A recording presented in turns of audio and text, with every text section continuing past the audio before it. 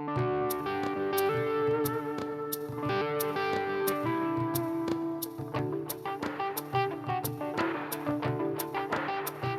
friends, welcome to Raising Lifelong Learners. I'm your host, Colleen Kessler, and this is the podcast where I encourage you to trust yourself and your differently wired kiddos as you help cultivate their curiosity, encourage them to discover the world around them, embrace who they are wired to be, all while helping them discover their passions, interests, and raise them to become the amazing adults they're meant to be. Hey, welcome back. This is episode 308. Today, we are continuing our series all about helping our kids with friendship issues, socialization issues, especially when we're dealing with neurodivergent kids, because we all know that can be an even bigger struggle than otherwise. If the phrase role play a conversation makes your kiddo crawl under a table or makes you feel awkward and uncomfortable just thinking about it, you're not alone. And this is the perfect episode for you because today we're reframing scripted social practice so that it feels natural, respectful, and actually like something that you're going to use. Before we begin our episode, though, I want to give a special thank you to CTC Math, our season-long sponsor. We really appreciate their support of all things homeschooling, and in particular, this podcast. Without CTC Math, we would not be able to do all of the things that we do. I'll tell you a little bit more about them later on in this episode, but know that I am a customer on top of being sponsored by them, and I love their math program. I really do think it is the best math program for homeschool kiddos, especially neurodivergent learners. All right, let's get on with today's episode. So welcome back. Okay, so this is episode 2 in our social life and friendship series for neurodivergent homeschoolers. We've got 5 episodes in the series, and it is going to be jam-packed and a good one filled with practical tips that you can use today to help your kiddos out. Last week, we talked about handling the social challenges that go along with making friends, especially when places like co-ops don't work out for your neurodivergent kids. Today, we're going to specifically focus on scripted social practice, things that we can do at home before social situations to get our kids ready to interact when it's something that they struggle with. This episode is for you parents whose kids freeze in the moment, even though they tend to know what to say later after they've left a situation, or they say the wrong thing and don't understand why, or aren't quite sure what to say to get along with the others in the group, or they just avoid social situations because they don't know the entry points or how to even start a conversation or a relationship. By the end of this episode, hopefully, you'll know why scripts help and when they hurt, and what we can do to make sure that they are tools for us and our children so that we are setting them up for success. You'll also know how to use role playing without pressure and how some of that coaching that you can do with your kids in between social situations can really help and support a real world transfer. We're also going to work on how to practice with your kiddo without turning them into a social robot who is just saying the same scripted things over and over again. Okay, so I think back to when my kids were young, and some of them, a couple in particular, really struggled in social situations. And I, for better or for worse, made the parenting decision to often tell my kids, okay, we are about to go hang out at the playground with this group of homeschoolers, and I really want you to do what the other kids are doing. Don't be super weird. Don't be out of control. Try to see what the other kids are doing and emulate that. As they get to know us better, we can be more ourselves, but we really want to make friends, so we want to get along with everybody that's around us. Now, I am not saying that is the perfect parenting advice. In fact, if I were to go back to my younger self, I would say maybe you need to rethink how you're phrasing that, because we don't necessarily want our kids to conform, though we do want them to know how to step into a situation without it being awkward and out of control. And the truth of the matter is, whether you say it like I said it back before I had all of the training and experience that I do now, or you say it in a better, more scripted way that we're going to work on today, just telling your kids to just be themselves doesn't work when we're dealing with neurodivergent kids. And it's not helpful either because they know our neurodivergent kids are smart. They recognize that they think and behave differently than other kids their age or other kids in situations around them. And so just be yourself feels like a death sentence sometimes socially for our kids. So it's not helpful to tell them to just be themselves and as they enter into a social situation, but it's also not helpful to tell them not to be weird and to just do what the other kids are doing. So we need to find some middle ground between what I used to do as a newer mom and what I do now as an expert, and what our instinct is when we're dealing with neurotypical kids to tell them to just be themselves in the situation. The thing about neurodivergent kids is they don't typically intuit social rules. They don't have the innate knowledge and understanding of what's going on. They can't necessarily always read body language. And again, when we're talking about neurodivergent kids, if you've met one, you've met one. So, what I'm saying here is an overgeneralization. This is not every neurodivergent kid. So, if you're listening to this episode and you're like, no, my kid does get social cues. In fact, my kid gets social cues really well. This is the area that they struggle with. Totally get that. Because our neurodivergent kids are just as divergent from one another as they are from neurotypical kids. In fact, in some ways, they're even more divergent from one another because if you've met one, you've met one. Their brains work in a unique way and they process the world in their own unique way. There are some overall generalizations we can make, and that's what I'm talking about right here. So hopefully you can pick out some things from each of the different points that I'm making. But overall, many neurodivergent kids don't intuit social rules. They also tend to struggle with timing, with tone, or with transitions. And so that makes it difficult to know when like a game is ending or when somebody's being sarcastic or getting aggravated with them, or the timing, how long something should be taking versus how long they would want to spend on a situation. They also often process language more slowly when they're under stress. And so being in a situation where they're trying to understand all the different social cues that are going on, along with maybe rules of games or activities or classes, and process all of the language and nonverbal stuff that's coming at them, can put them under severe stress so that they struggle even more or they shut down. And then that can lead to our kids struggling with or experiencing anxiety or just demand avoidance when expectations are unclear or they're under that duress of trying to fit into a social situation that they just don't feel like they fit into.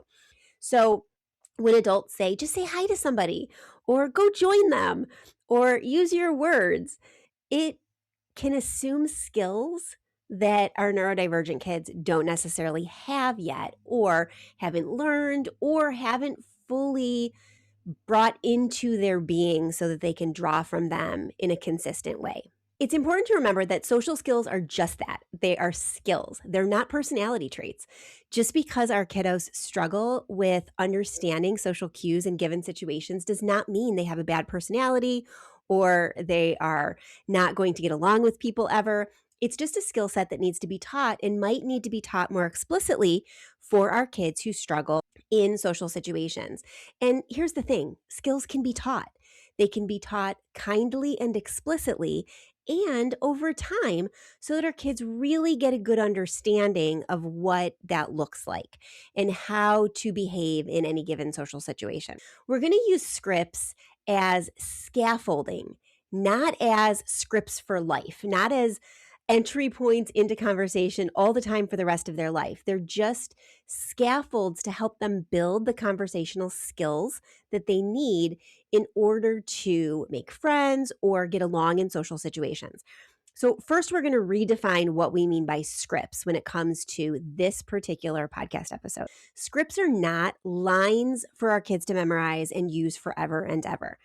They aren't fake or manipulative, and they're not a replacement for authentic conversation. Instead, scripts are like training wheels. They are cognitive supports for working memory. They're things that we can use to trigger conversation entry points, and they're little footholds for our kids so that they can pull themselves into the conversation more easily. They're also anxiety reducers. When our kids have some things to talk about or things to say or things to do right at their fingertips, literally and figuratively, and we're going to talk about that in a minute, it gives them the opportunity to be more comfortable in a situation that would otherwise be very uncomfortable for them. They're also starting points. They're not end goals. They are something to help trigger conversation and get our kids involved with others and not the be all, be end, not the end all be all. And they're not the end all be all. So we want to offer scripts in the way that we do graphic organizers when our kids are learning to organize information or plan out an essay or a writing piece. We want to offer them as support, not rules. And so they can use them as tools, just like they would a graphic organizer in any given situation academically. Okay, so let's talk about 3 different types of scripted social practice. First, you have your entry scripts. So, how to start a conversation and get that talk going. And these help our kids enter a social space. We can use examples like simple phrases. Can I play too? What are you building? Being curious and inquisitive. Is this a good place to sit? Was anybody sitting here? And other really simple phrases like that. I like your shirt. Wow, your hair looks really cute in that braid. That's super cool. Did you do that yourself or did somebody do it for you? These kinds of conversations point the words back to the person to whom you're addressing and gives your kids an opportunity to wait for an answer, seem curious, seem interested, and allow them to be involved in the process. As far as entry scripts go, you can also use tools for this. When my oldest was very young, he struggled getting involved in social situations because he wanted to talk about all sorts of things that not all kids were interested in. And so we bought him a Rubik's Cube and let him fidget with it, figuring that it would give him something to do when he was nervous or fidgety. And it was something that he could use to trigger the novelty in his brain and work algorithmically because he definitely is an algorithmic thinker. And what ended up happening was that Rubik's Cube became a tool as an entry point into conversation because he got really good at it and could solve it very quickly. And so when he'd be fidgeting with it, naturally people were interested because it's fascinating to see somebody solve a puzzle cube or other things that are difficult for most people. And they would ask him about it. And he would say something like, "Oh, do you want to mess it up and see if I can fix it?" And then they would, and then he'd fix it. And sometimes he'd close his eyes and do it. And it sparked conversation. So the physical tool of the Rubik's Cube was an entry point into conversation for him. And then as he got older, he started doing sleight of hand magic, which also became an entry point into conversation because it's fascinating to see somebody fidgeting with playing cards and then making things disappear or quarter disappear behind your ear or whatever. And then that sparked conversation like, where'd you learn to do magic? Can you show me a trick? How did you do that? So finding little ways for your kids to, with very low impact and low stress, enter a conversation can be a really good thing for our kids. And like I said, the script doesn't have to be a memorized document. It can be just a couple little lines or a tool like a Rubik's Cube or a card trick. When you're practicing some of these entry scripts, you want to make sure that you're only giving your kiddo 2 or 3 different options, not 10 or 12 or 20, because we don't want it to be overwhelming for them. Maybe ask them, what would be something that you could say if you were coming into a co-op classroom or a museum class or a group of kids on the playground? Can I sit here? What are you building? You could be fidgeting with your Rubik's Cube and give them 2 or 3 things like that they can practice and work on so that they're not overwhelmed and they don't shut down. And then you can also pair it with body language, like where to stand, how to make eye contact, where to look if you're not comfortable completely meeting somebody's eye, so that they're getting the skills and the body language and the nonverbal cues along with the verbal cues. Then we can move on to other types of scripts, like maintenance scripts, how to stay in a conversation once you've made that entry. These kinds of scripts help kids keep the interaction going once they've made that entry point. So you could do examples with your kids. I like that. Or that's a really cool idea. Or tell me more. Or where'd you come up with that idea? Or how did you learn how to do that? Or do you want to trade? Or, as in the example with Rubik's Cubes, do you want to mess it up for me so I can solve it again and I can try to show you how I do it? Giving our kids extra strategies to keep the conversation going once they get in that entry point will help them feel more confident as they continue talking to their peers or a relative or a librarian or anybody that they're talking to. Then we need to move on to some exit scripts. What can they do to leave the conversation or the interaction without panicking? These are essential for our kids, especially if they tend towards anxiety, but they're often overlooked. We don't think about how to help our kids extricate themselves from a social situation when they've had enough. Some examples you can use with your kids and help them learn are, I'm going to take a break. Or, I had so much fun. Thank you for spending time with me. I'm going to stop now, but I can't wait to see you again. Or, I'll see you next time. Or, wow, that was really cool. I'm going to see if my mom will get me a Rubik's Cube so I can practice so that next time I can show you how I solve something. Teaching exit strategies helps prevent the social avoidance that so many of our kids experience because they just don't want to get involved. We want to practice these skills and these scripts and these strategies without a lot of pressure. And oftentimes, we as parents struggle with this and make it more kind of didactic or instructionary instead of playful and fun. And then our kids feel overwhelmed, and it's like just one more expectation that we're setting on them. So, how can we do this without overwhelming them or making it seem like it's something that they don't want to be a part of? What doesn't work is surprise role plays. Hey, let's practice for the next time we are going out to meet up with people. Or public corrections. That is really going to backfire on you because if you're going to correct your kids' interactions in public in front of other people that they're trying to interact with, they're going to avoid interaction altogether. Also, rehearsing right before a social event can make it feel big, much bigger than it actually is. So try to make sure that any of the practice or rehearsing or suggestions you're making are happening a day or two in advance at the very latest. So your kids have time to process it before they're thrown into the mix and doing it in real life. Also, remember that some of our kids struggle with eye contact. And so we don't want to force eye contact, even though society tends to equate eye contact with interest. We want to be able to teach our kids that eye contact is a good thing. And if we can figure out how to make eye contact, that is a great strategy to learn and a great skill to build. But if it feels overwhelming right now, one of the things we could do is look just over somebody to whom we're talking's shoulder, or just above their right ear, or above their eyebrow, or give them a point to focus on that feels close to eye contact but isn't as overwhelming as making complete eye contact. And let go of perfection on this, mom. I know this is hard because I've struggled with it myself with some of my kids over the years when they've struggled with eye contact. It feels personal to me. And that's because I'm personally very good at eye contact and I equate that to interest. And it's always felt to me like when somebody is making eye contact with me back when I'm making eye contact with them, it is validating and it helps me understand that they're interested in whatever it is I'm saying or doing. And I need to remember that my kids don't all feel the same way about eye contact.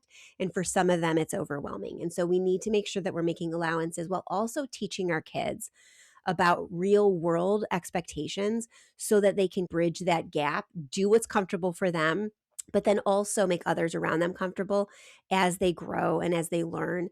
And then being able to be an advocate for themselves as they grow older. Being able to say to somebody eventually, it's really hard for me to make eye contact consistently, so I'm going to look just over your shoulder. If you really need me to look at you, I will try, but know that sometimes my gaze will wander and it's not anything to do with what you're saying. It's just what I'm comfortable with, so that there's a give and take.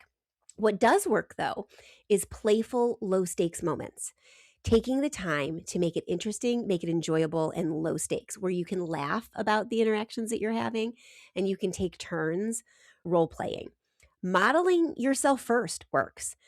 Being the person who's struggling to enter a conversation or stay in a conversation or leave a conversation while your kid is the one trying to keep it going or trying to make a new friend is a really great way to play this game when you're prepping your kids for how to have safe interactions and interesting interactions and get involved in social situations in a scripted way. Also, using a neutral tone. Don't be overly praise heavy. Oh my gosh, you did such a great job. I'm so proud of you. You do want to do that in some situations, but we really want our kids to not overthink the social interactions. We want them to build ways that it can feel more natural, and over praising or being really heavy in our praise can make it feel super high stakes for them. So just being neutral. Yeah, that was a great job. I loved how you tried to make eye contact for longer this time. Or, oh, I loved that one. I didn't even think about that entry point. That was a great statement. You should remember that because I think that'll work the next time you're out with friends. So praising them, but praising them in a very calm, easygoing, neutral way and not over the top. Some different ways that you could practice, some different like kind of gentle practice methods. You could do a side-by-side role play where you're acting out social conversations and entry points and keeping the conversation going and exiting a situation while doing something else, while drawing, while journaling, while taking a walk, while driving in a car to get somewhere, while building Legos together, while swinging outside on the playground, while jumping on the trampoline, while swimming in the pool, whatever. Side by side role playing. So you're practicing these conversations, again, low stakes, and again, where it's not super overwhelming to your kids. And then switching roles. Let your child be the other kid. You take turns being the other kid. Switch it up from time to time so your child gets to feel both sides of the conversation.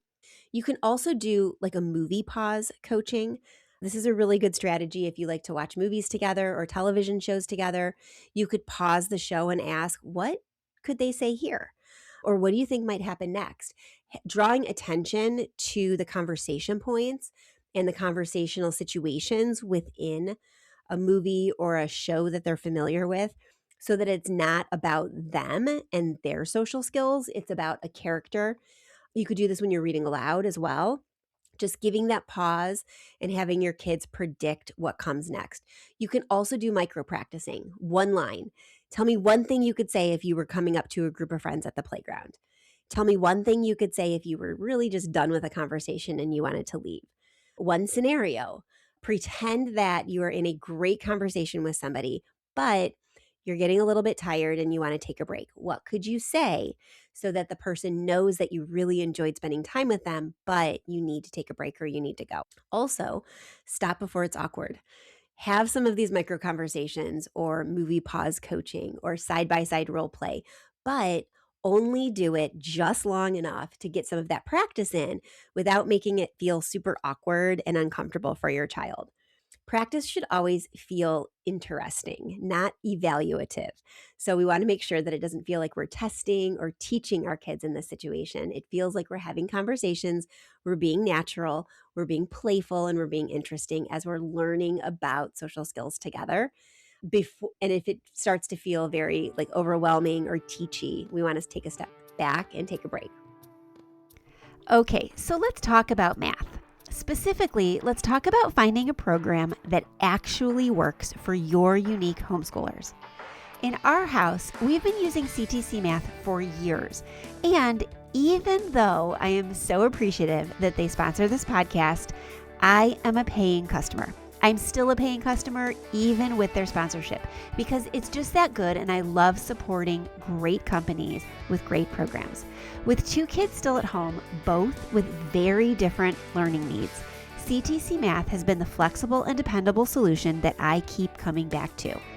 One of my kiddos needs more time to process math concepts, and I love that she can move through the lessons at her own pace without feeling rushed or behind.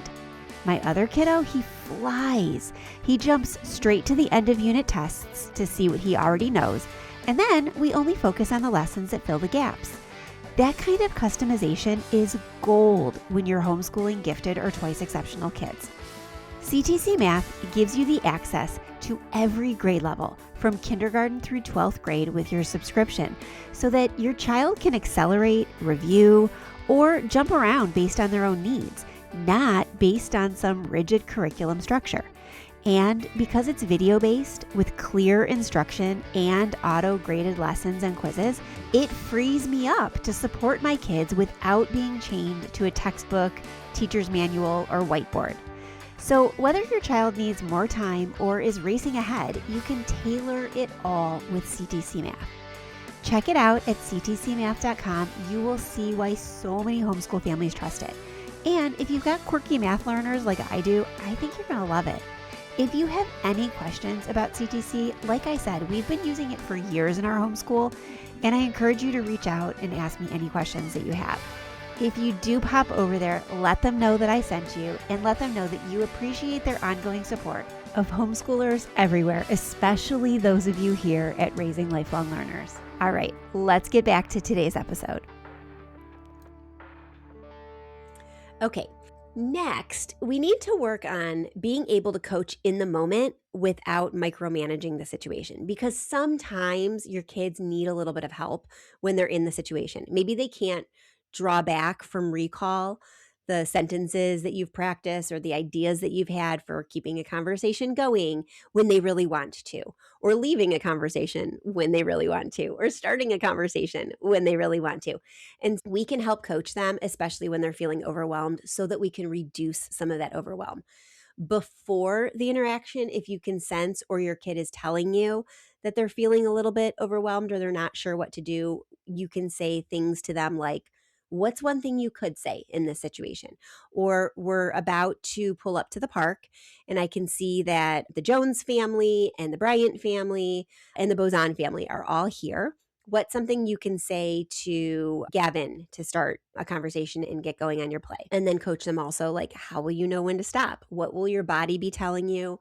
What will your mind be telling you? What will you be feeling when it's time to stop? We had a great conversation in the Learners Lab this week all about naming feelings, but the conversation was centered around a creative thinking activity that we were doing as a group. I was teaching the kids a creative thinking class about naming feelings. We were building a toolbox of strategies for when the feelings became big. But before we got to the strategies for how to tame those feelings, we talked about number one, naming those feelings, starting with the basic names that kids feel when they tell you what they're feeling: happy, sad, mad, annoyed, going into more specific terms like frustrated and overwhelmed and anxious. Two, what are those feelings feeling like in your body? So the kids were able to then articulate what they were feeling, describe it to maybe a parent or a sibling, but then also understand some of their body's cues for what they're feeling. Like some of them were saying, when I feel overwhelmed or nervous or anxious, my stomach starts to hurt a little bit, or I feel a little bit queasy, or my head feels light. When I'm very stressed out, my fingertips get cold. And so they were able to start articulating different ways their body feels. One of the greatest things that we do in the Learners Lab is have twice monthly classes like that with the kids. Actually, the whole family's invited. So sometimes we have adults in the conversation too. And this goes with for all ages. This particular class I'm talking about had kids as young as 5 and teens as old as 16 in there participating. So the conversations are very rich in the chat, and we really identify how we can relate to whatever the social and emotional theme of the month is. And this particular one just happened to be naming feelings and understanding what's going on in your body. But that gives us an entry point too when we're talking to our kids about how will you know when you're done? What will your body be telling you when you're done with the conversation and you need a break? So that's a really good thing to talk to your kids about before the interaction. And during the interactions, during the time that they're spending with peers, and this is only when needed, only when you're sensing that your child is feeling overwhelmed or struggling, you want to be able to give a brief prompt. Maybe you can ask blah blah blah, or have you shown Judah how you solve the Rubik's cube? Oh, I bet Ella would love to see how you did that new card trick. I have a deck of cards in the diaper bag. Do you want me to go get it for you? Ask, pause, give them a chance to exit, but give them some kind of cues to kind of keep going. And then create a hand signal with your kids or a word signal, some kind of signal that they can give you if they just need support or they just need a break. And then you can intervene and say, "Ooh, I need to talk to my kiddo for a second. Can you guys give us a minute?" And then take a walk and get away from earshot and then talk to them and help coach them back up. Afterwards, when everybody's calm, when the situation's over, maybe on your way home or when you've left the situation altogether, reflect on what happened. Ask them what felt easy in that. What did you like about those conversations? What did you enjoy about spending time at the park today? What felt a little sticky? Where were you struggling? What could I do to support you better next time? Are there things that we can prep beforehand so that you don't feel that sticky feeling again next time we're in that situation? What would you like to try for next time? Let me help you help yourself. Avoid post-mortem discussions where you're just hyper focusing on all of the things that went wrong and all of the things that you hated about the interaction and your child hated, because all that's going to do is reinforce that social situations are scary and unsafe. We want our kids to feel uplifted. We want our kids to feel like they can do this again, and we want to encourage them to problem solve so that they can get out of those situations more easily the next time and they still feel like social interactions are safe. Also, avoid correcting everything.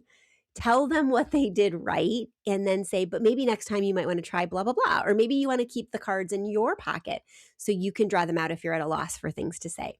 And then avoid praising compliance. I am so happy that you stuck with it like I asked you to. Okay. We don't want to make it something again that we're evaluating. We want to make it something that our kids are doing successfully. So if you want to praise them, praise their efforts, praise the conversation starters that they had. Say, "I loved how you started by showing Ella your new card trick. But then when the other kids came and wanted to see it too, you just shook your shoulders and did it again and again." I know that sometimes doing the same thing over and over again can feel boring and overwhelming to you, but you did it and you made those kids so happy. That's a great thing and you should be proud of it. And then go back to maybe next time you want to have a couple tricks up your sleeve so you could do a couple different ones and then you can move on. But I'm really proud of you for trying and working so hard to do the things that the other kids wanted you to do. So, how do we transfer all of this to real life? How do we help our scripts, or how do we know when the scripts that we've been building with our kids are actually becoming skills? Okay, so one of the biggest ways that you know that this is becoming a real life transferred skill is that your child has adapted the wording. They're not saying the same exact script every time. "Can I sit here?" "Oh, you have a nice shirt on. I love that color." "Is anybody sitting here? I like what you built. How did you build that?" Instead, they're saying, "Oh my gosh, that's a really cool Lego setup. What did you do to get that piece stuck there? I've never seen that technique before." They're adapting the wording and they're moving on with it, and it's becoming more natural and a natural part of their everyday vernacular. You can also tell that those scripts are becoming skills when they initiate without prompting. You're not telling them ahead of time what they can do to get involved with the group. They're initiating the conversation. They're starting it. They're saying, "Oh, hey, mom, I see Joseph over there. I'm going to go see what he's up to." And they leave you. This is a really great indicator that those scripts are becoming skills and they're building those social skills. They can also leave interactions earlier or later because they're developing a self-awareness. They're really understanding their body and their mind and their feelings, and they're evaluating them on the fly. So they know if they're starting to feel overwhelmed and they can exit the situation before they get there, or they know that they're really having a good time and they're not nervous about becoming overwhelmed. So they stay longer. Either of those are really great indicators that the scripts are becoming skills. And then finally, they're more willing to try again. They ask you when they can go back to this group, or when you're going to go to the park next, or if we can do another class at the co-op, or if we can join something more, or we could have Joseph over next time after the park. And they're initiating those conversations. But if the transfer isn't happening, What can you do to help facilitate that and help your kids, again, scaffold those scripts into skills? You can shrink the setting. Maybe you don't go to a big play group where there's a whole bunch of friends and families meeting at the playground. Maybe you shrink it by reaching out to one of the moms and saying, "Hey, I was wondering if your family would like to get together with our family at the playground next week for an hour." You shrink the time commitment and you shrink the amount of people involved in it so that it's a little bit easier of an entry point for your kiddo. And again, you shorten that interaction. You're not going for an indeterminable amount of time. You're going for an hour before you have to get somewhere else. So there's a natural exit point. And then you also revisit the exits before you enter a situation. So your child remembers how to extricate themselves in a safe and supportive way. Remember, success isn't perfect socializing. It's increased willingness to socialize and get involved in some of those situations. It's our kids asking to be a part of the groups more and not just wanting to stay home and build their Lego sets or work on the computer or do some coding, or I'm being very stereotypical right now, maybe write a book or play with their toys or whatever it is they love doing. I've got kids who run the gamut, but they're more willing and more interested in branching out both socially and emotionally in different situations. Okay, before we wrap it up, I just want you to remember, first of all, you are doing a great job. This is tough. Raising neurodivergent kids, just raising them can be a challenge because they are not neurotypical. They see the world in a different way. They process interactions, they process socially, academically, cognitively, all across the board in very different ways. They also develop asynchronously, meaning you could have somebody who is very accelerated in an academic area, but very behind socially and emotionally, or vice versa. And it's very difficult for neurotypical individuals who are progressing and growing and maturing at a linear rate to understand and get along with other people who are developing asynchronously and non-linearly. And so this is tough. You're doing a great job. But then you throw homeschooling in the mix and it's even tougher because you're everything and you're focused on the academics and the cognition and the social and emotional skills and all of the outside stuff, and it can be quite overwhelming. So I want you to remember when you leave this episode, you're doing a great job. You're already doing a great job because there is no parent who is failing that is taking time to homeschool their children and listen to podcasts or read books about educating and parenting their children. People who are not doing those things are not doing the work. You're doing the work. So you're already successful just because of the nature of what you're doing. So know that, trust that, and give yourself credit for that before you go any further. And then remember, scripted social practice isn't about changing who your child is. It's about giving them the tools so they don't have to figure out everything under pressure and everything on their own. It's being a support to your kiddo so that they don't have to focus on all of the things their brain needs and wants to focus on. You can give them strategies and scaffold them in certain areas of their life that's a little bit harder for them. I have a lot of resources over on the show notes pages for this series and for these individual episodes, including some printables that you can print out to help your kids understand like the pathways to building friendships, social interaction skills. We have the anxiety toolkit, which is 96 different cards, different ways to help your kids calm their worries. And that's available in a physical form in our shop, and there's a link to it in the show notes. What I like about that in relation to what we're talking about today is it gives your kids strategies for understanding how their body is feeling in a given moment, and then skills and tools to get themselves to the next step so they can use a lot of those in social situations as well. There's also links to past episodes and other resources in the shop that you might want to look at to help your kids build these skills.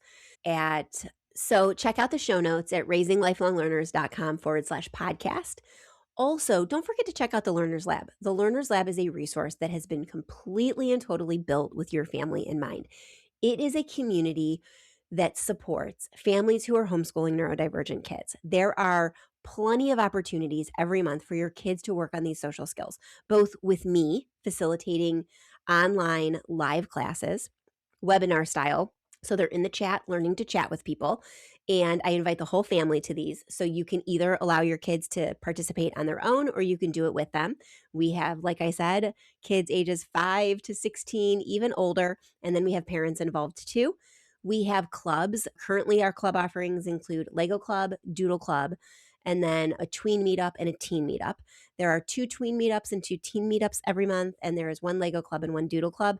And we're planning on offering additional clubs throughout the year. So once you join, you have access to all of these things, including the future offerings. You also have access to all of the past offerings. So you can go look at recorded versions of all the past classes we've taught and all of the past themes, socially and emotionally. So there's a whole archive that you can use as a library if you're looking to work on specific social skills. That said, the value is in just being in there, because whether you pick and choose from the archives or you just show up for the live classes or you just show up for the live clubs or you do it all, you're getting all of that for your entire family for less than the price of a couple cups of coffee a week. And for sure, less than the price of one of those classes alone would cost on a platform like OutSchool, where you pay for individual classes per kid and not per family. So check it out at raisinglifelonglearners.com, and up in the top corner is a big button that says Join the Learners Lab community. We'd love to have you. You can join month to month and cancel at any time, or if you find that it is exactly what you're looking for, you can join for the year, save a little bit of money, and get some added perks. So I'd love to see you in there, and I can't wait to see what your family is all about and what makes you guys tick. We're going to be back same time, same place next week with the 3rd episode in this series, all about handling rejection and how to protect those tender hearts while still building real social resilience and friendships, even when the ones that they were really craving don't work out. Rejection's part of this, and it's really tough for our neurodivergent kids to understand and face and be okay with. And it's really tough for them to put themselves back out there again after rejection. And so we're going to spend a whole episode talking about that with strategies for solving that. Again, I want to thank CTC Math, our current sponsor. Really appreciate them. If you're looking for a math program, you really can't go wrong. Check out CTC Math at ctcmath.com. The Learners Lab over on the website, and a Curiosity Post, a snail mail club for curious kids to work on social and emotional skills in real life, getting real mail every single month. I'd love for you to join us there too. All right, we'll see you soon. Enjoy your kids. Have a great week. Bye for now.